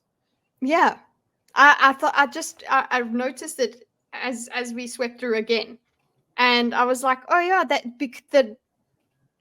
this is a good question for our morals. He's just making the person more amenable with his pushing and pulling and what. But yeah, there was no magic. There's no magic, but it's just him convincing. So do we now call people that convince each other or argue with each other or sell to each other? Do we call those immoral? I think it's just extra steps. That's just morality with extra steps. It's just whole ass morality. You know what? I would love to talk to Ham about this. I'm not saying that compulsion is okay. Wheel of Time people. I'm not saying that. That being said, I ran to Barnes & Noble the other day, and I was looking at the Wheel of Time books. Please tell me the covers are not Amazon. No, they were not. Oh, thank God. Get them while you can. There was like a buy one, get one half off sale, but it was, I think, the 13th book up there. So I was like, well, can't start with that one. Yeah. I wouldn't recommend that. Although he does write as if you could pick it up and then you'd be interested from what you've read. You'll go and read. Yeah. I did open and look at the first page of the first book, and like the first paragraph was about like trees or something. Mm-hmm. Did you not like it? I didn't not like it. I just didn't spend a lot of time looking at it. This is a book. This is certainly a book. Mm-hmm. This is certainly a book by golly. Gosh darn it. No, I was with a friend and we were... Wheel of Time, yes. One day. I'll make you do it, Dorkus. I'll make you do it. It'll take the rest of our lives, but we'll do it. I am prepared for this. But damn it, like, a week. I was thinking about making Romance of the Three Kingdoms, like, abridged. I was thinking about, like, reading one of Cicero's speeches. I've got plans for the channel. I have plans. And imagine how fast you go without me. I like the speed we're going at. Yeah, same. But yeah, any other final comments? What else would you like to discuss? You know, I was just so pleased with this chapter. We have a lot new personalities. There was a light airiness to the chapter as we learned. We got a lot of really wonderful answers to some questions that have been like bubbling expertly since the prologue. And I am so excited to see where we go from here. We need more answers because we got more questions as we got answers. Yes. Yes. And cool. I'm excited too. Yay! If you haven't done so, audience, thank you for listening. And please go subscribe to ThatDarnKitteh's channel, where she does wonderful debate diagrams, usually on Tuesdays. And she has a great panel show on Thursdays where I sometimes say funny things. Sometimes. It's all the time. Like almost every line. Including even His subtitle under his name is usually funny too. Come along. And if you haven't subscribed to No One Asked You podcast, why not? Subscribe now. Thanks, everyone. Bye. Bye.